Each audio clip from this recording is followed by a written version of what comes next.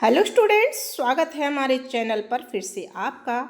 आज हम आपके लिए लेकर आए हैं कक्षा 8 के स्टूडेंट के लिए हिंदी मल्हार पाठ्य पुस्तक, जिसमें हमने पाठ 4 हरिद्वार इसका पाठ नंबर 1 कर लिया था।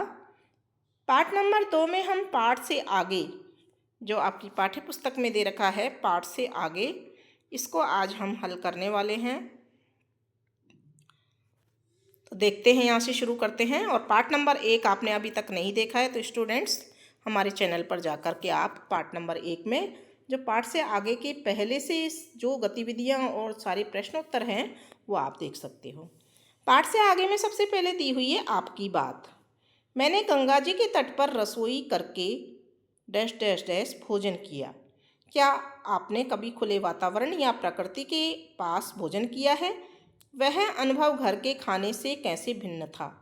तो यहाँ हमको लिखना है उसका अनुभव कैसे भिन्न था। तो हमने यहाँ उत्तर लिखा है, हाँ, मैंने एक बार पार्क में पिकनिक के दौरान खाना खाया था। खुली हवा, पेड़ों की छाया और पक्षियों की आवाज़ ने उस अनुभव को बहुत खास बनाया। घर के खाने से यह अलग था, क्योंकि प्रकृति के बीच खाना खाने से मन को शांति और ताजगी मिली। प्रश्न नंबर 2 है इसमें, उस समय के पत्थर पर का भोजन का सुख सोने के थाल के भोजन से कहीं बढ़ के था। आपके जीवन में ऐसा कोई क्षण आया जब किसी सामान्य सी वस्तु ने आपको गहरा सुख दिया हो, उसके बारे में बताइए। तो हमने लिखा है, एक बार मैंने अपने दोस्त के साथ साइकिल चलाते हुए रास्ते में एक साधारण चाय की दुकान पर चाय पी। उस चाय का स्वाद और दोस्त के साथ हंसी मजाक ने मुझे बहुत खुशी दी। फिर है प्रश्न नंबर 3, हर तरफ पवित्रता और प्रसन्नता बिखरी हुई थी। आपको किस स्थान पर पवित्रता और प्रसन्नता का अनुभव होता है? क्या कोई ऐसा स्थान है जहाँ जाते ही मन शांत हो गया हो? उस स्थान की कौन सी बातें आपको सबसे अच्छी लगी? तो मुझे अपने गांव के मंदिर में बहुत शांति मिलती है। वहाँ की शांत हवा, फूलों की सुगंध और घंटियों की आवाज़ें मुझे बहुत ही अच्छी लगती हैं। प्रश्न नंबर 4 है, पाठ में वर्णित है यहाँ के वृक्ष, फल, फूल, गंध जले पर भी कोयले और राख से लोगों का मनोरथ पूर्ण करते हैं।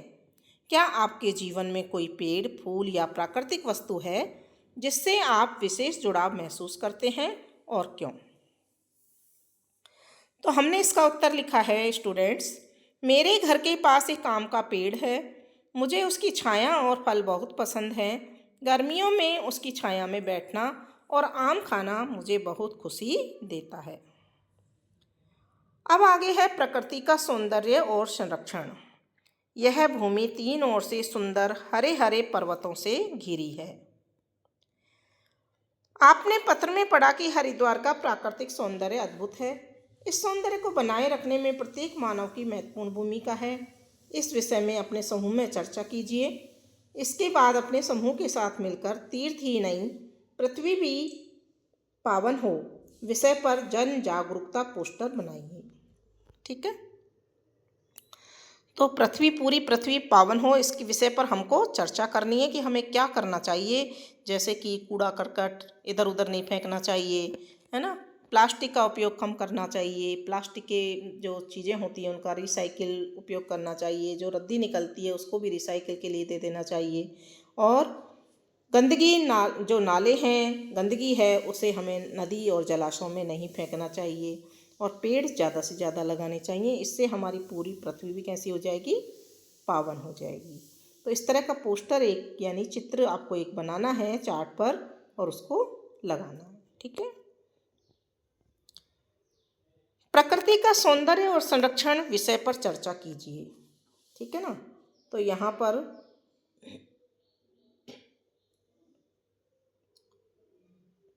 चर्चा के जो मुख्य बिंदु हैं, जैसे हरिद्वार, प्राकृतिक सौंदर्य से भरपूर स्थानों का महत्व, मानव द्वारा प्राकृतिक सौंदर्य को बनाए रखने में निभाई जाने वाली भूमिका, और पर्यावरण संरक्षण के उपाय और उनका दैनिक जीवन में समावेश, और सामुदायिक प्रयास और जन जागरूकता का महत्व, ये इसके चर्चा के मुख्य बिंदु इसमें होने चाहिए।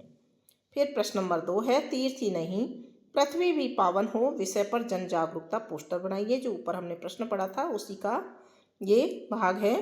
तो पोस्टर के लिए विचार। पोस्टर में स्वच्छ नदियों, हरे भरे पहाड़ों और प्रदूषण मुक्त वातावरण को दिखाया जा सकता है, दर्शाया जा सकता है। ठीक है। तीर्थ ही नहीं पृथ्वी भी पावन हो का नारा प्रमुखता से लिखना चाहिए। पर्यावरण संरक्षण के लिए सरल संदेश जैसे पेड़ लगाओ, पानी बचाओ, कचरा न फैलाओ आदि शामिल करने चाहिए। लोगों को प्रकृति के प्रति सम्मान और जिम्मेदारी का भाव जगाने के लिए प्रेरित करना चाहिए। तो इस तरह से हम उनको जन जागरूकता पोस्टर बना सकते हैं। तो देखिए यहाँ पर स्वच्छ पर्यावरण, स्वस्थ जीवन या प्रकृति को बचाएं। हमने यहाँ पर पोस्टर एक अपने अनुसार लगाया है। आप इसको अपने अनुसार अलग तरह का भी बना सकते हैं। अब आ जाता है स्वास्थ्य और योग। चित्त में बारंबार ज्ञान, वैराग और भक्ति का उदय होता था। अनेक लोग आज भी मन की शांति, स्वास्थ्य लाभ और भक्ति के लिए तीर्थ और पर्वतीय स्थानों की यात्रा करते हैं। मन की शांति और स्वास्थ्य के लिए हमारे देश में हजारों वर्षों से योग भी किया जाता रहा है।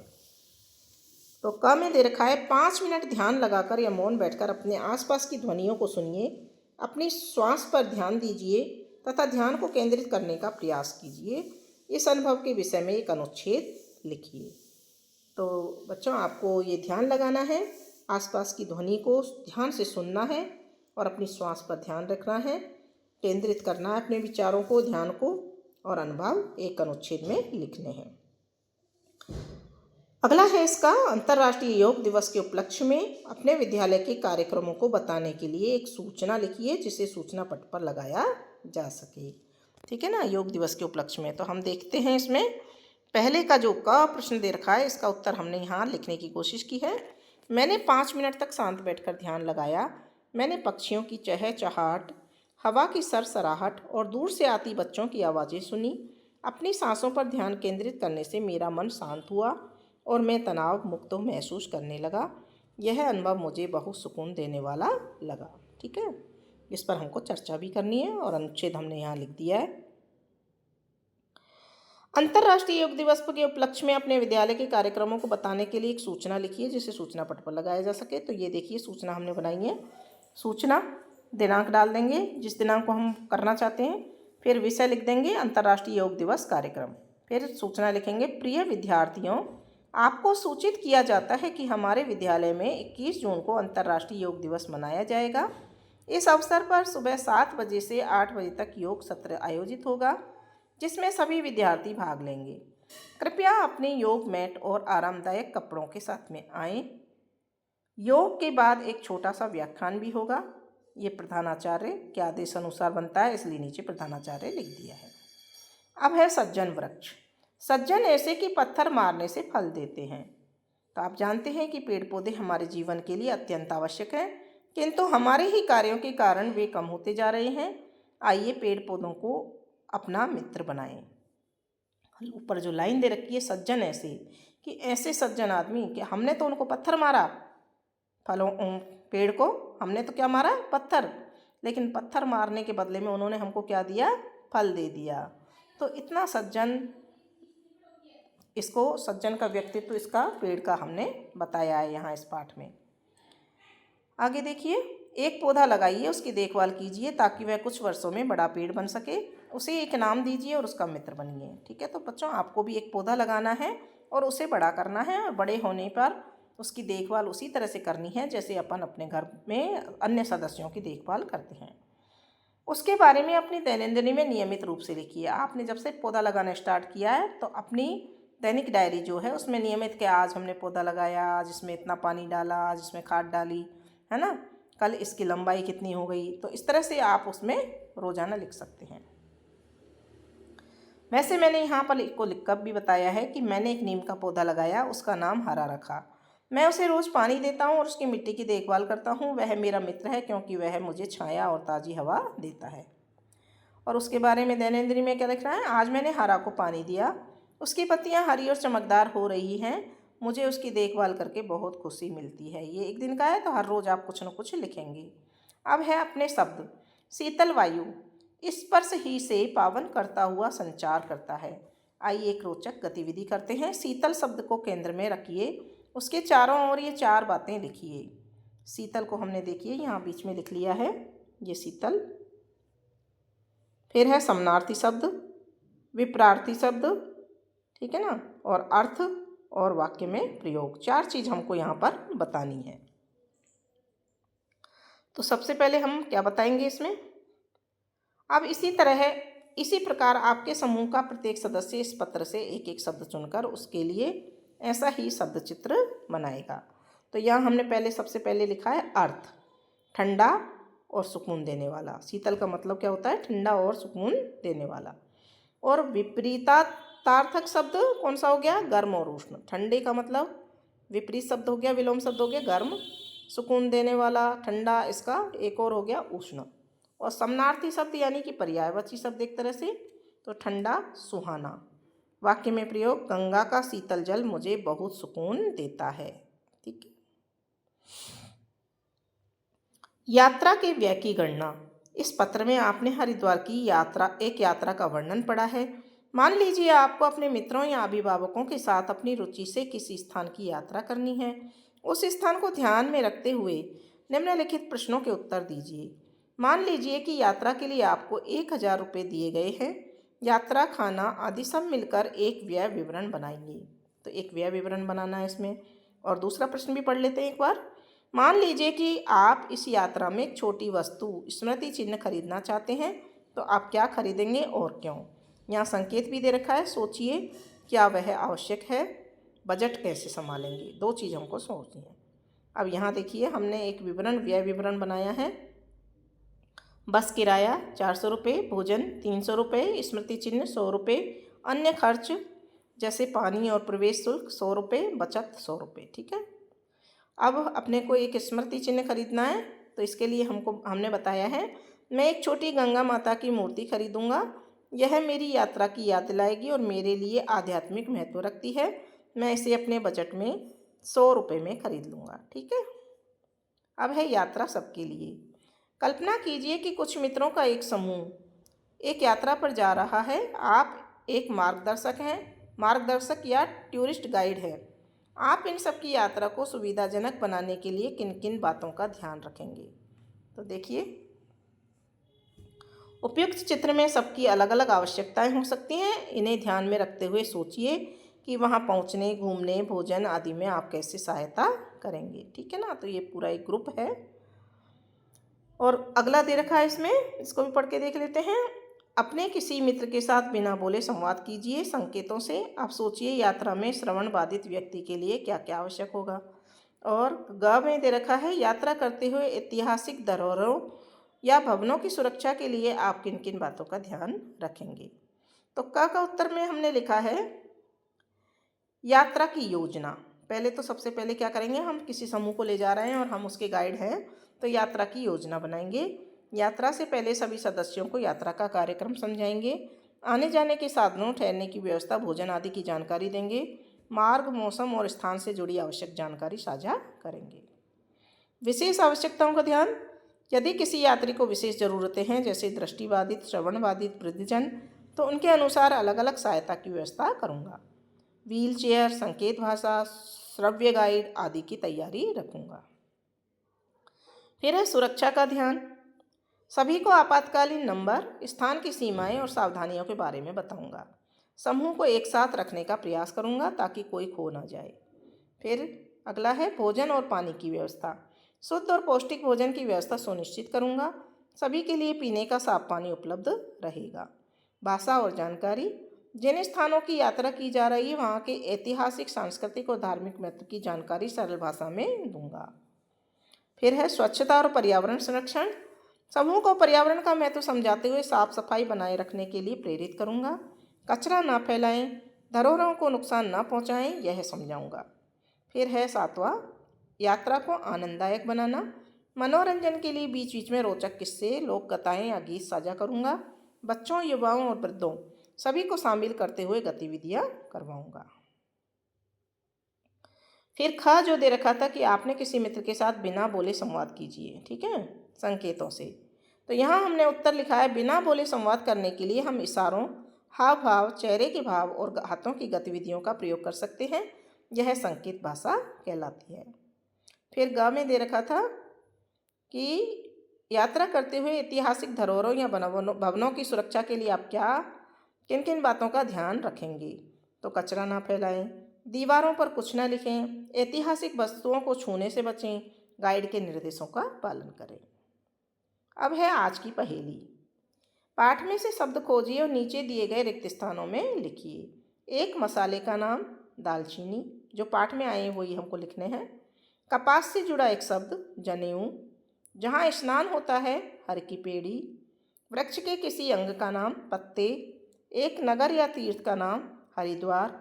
व्यापार से जुड़ा स्थान दुकानें। एक नदी का नाम गंगा। एक पर्वत का नाम विल्व पर्वत।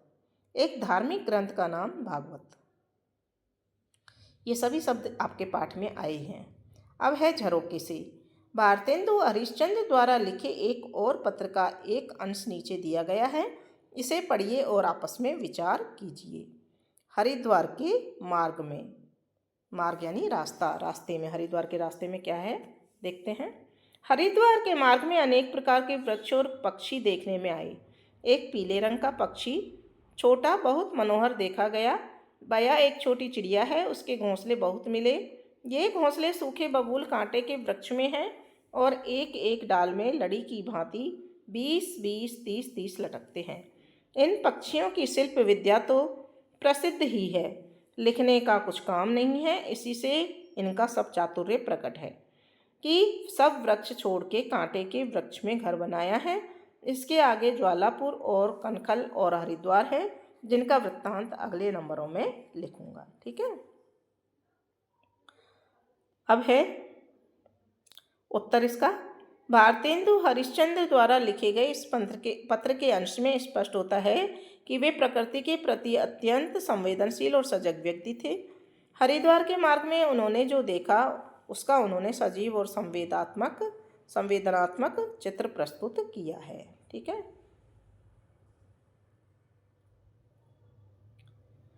तो हमने एक तो ये विचार, दूसरा है वृक्ष और पक्षियों का मनोहारी दृश्य। उन्होंने पीले रंग के सुंदर पक्षी और विशेष रूप से बया पक्षी का उल्लेख किया है, जिनके घोंसले कांटे वाले बबूल के पेड़ पर लटकते हुए पाए गए। यह दृश्य उन्हें बहुत ही आकर्षक और चमत्कारी लगा। बया की शिल्प विद्या की प्रशंसा, वे बया के पक्षियों के घोंसला बनाने की कलात्मक कुशलता की बहुत प्रशंसा करते हैं और मानते हैं कि उनके घोंसलों से उनकी प्रतिभा झलकती है। फिर है प्रकृति के गूढ़ संकेतों की ओर ध्यान। वे इस बात पर भी विचार करते हैं कि बया जैसे पक्षी कांटों वाले वृक्षों पर घर क्यों बनाते हैं, जो इस बात को दर्शाता है कि वे सुरक्षा और विवेकपूर्ण चुनाव करते हैं। फिर है आगे के स्थानों का संकेत। अंत में वे बताते हैं कि वे आगे ज्वालापुर, कनखल और हरिद्वार पहुंचेंगे। उनका वर्णन अगले पत्रों में करेंगे। इससे स्पष्ट होता है कि वे यात्रा को चरणबद्ध तरीके से वर्णित करना चाहते हैं। अब है खोजबीन के लिए। भारतेंदु हरिश्चंद्र का एक प्रसिद्ध नाटक है अंधेर नगरी। इसे पुस्तकालय या इंटरनेट से ढूंढकर पढ़िए और अपने सहपाठियों के साथ चर्चा कीजिए। तो बच्चों, अंधेर नगरी जो बुक का नाम है, किताब का नाम है, आपको लाइब्रेरी से इशू करवानी है या फिर आपको नेट पर सर्च करनी है और सर्च करके उसको इंटरनेट पर देखना है कि उसमें क्या लिखा है। और उत्तर हमने फिर भी लिखा है। भारतेंदु हरिश्चंद्र द्वारा रचित नाटक अंधेर नगरी हिंदी साहित्य का एक प्रसिद्ध सामाजिक राजनीतिक व्यंग नाटक है। इस नाटक के माध्यम से लेखक ने उस समय की न्याय व्यवस्था, मूर्ख शासक, अंधभक्त जनता और भ्रष्टाचार पर तीखा व्यंग किया है। संक्षिप्त कथानक जो सारांश है इसका इस प्रकार से है। यह नाटक एक गुरु और दो चेलों की कथा के साथ शुरू होता है। गुरु अपने दो शिष्यों को यह सीख देने के लिए शहर की ओर भेजता है कि सही निर्णय कैसे लिया जाए। शहर का नाम है अंधेर नगरी, जहाँ सब कुछ टके सेर बिकता है, चाहे वह सब्जी हो या मिठाई। यह बात एक शिष्य को अच्छी लगती है और वहीं रह जाता है, लेकिन गुरु चेतावनी देते हैं, जहाँ टके सेर भाजी वहाँ बैरियों की राजी। ठीक है। इस नगरी का राजा न्यायप्रिय नहीं है बल्कि मूर्ख है। जब एक दीवार गिरती है तो उसका दोष एक के बाद एक कई लोगों पर डाला जाता है और अंत में एक निर्दोष कसाई को फांसी की सजा दे दी जाती है। जब कसाई को फांसी दी जा रही होती है तभी गुरुजी आकर युक्ति से राजा को यह विश्वास दिला देते हैं कि अगला जन्म उसी को मिलेगा जो अब फांसी पर चढ़ेगा। राजा लोभ बस स्वयं फांसी पर चढ़ जाता है। तो इसमें ये राजा की मूर्खता को दर्शाता है ये पैराग्राफ। तो इस तरह से इसका नाटक का जो है पूरा सारांश है। आप भी इसको पढ़ करके देखिए, बहुत ही अच्छी ये किताब है अंधेर नगरी, ये नौटंकी है। तो आप पढ़ोगे तो आपको बहुत मज़ा आएगा, बहुत अच्छा लगेगा। तो आप इसको बुक को लाइब्रेरी से इशू करवा करके इसे पढ़ सकते हैं या इंटरनेट पर जाकर ढूंढ कर पढ़ सकते हैं। और इसी के साथ में स्टूडेंट्स आपका ये चैप्टर कंप्लीट हो जाता है। इसका पार्ट नंबर 2 या भाग नंबर 2, भाग नंबर 1 आपने पढ़ लिया होगा, नहीं पढ़ा है तो दोनों भाग 1 और भाग 2 को एक साथ हमारे चैनल को सब्सक्राइब करके पढ़ सकते हैं।